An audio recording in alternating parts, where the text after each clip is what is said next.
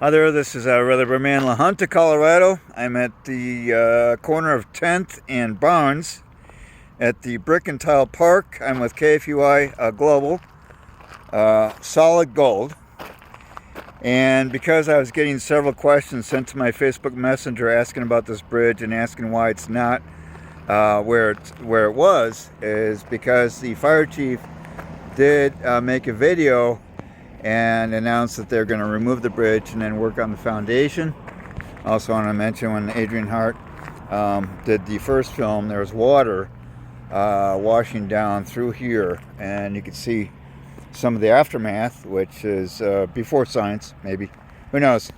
But I did post the links from the fire chief and from Seco News below the other videos, below the video that I made, and then posted on the Word of Mouth La Junta.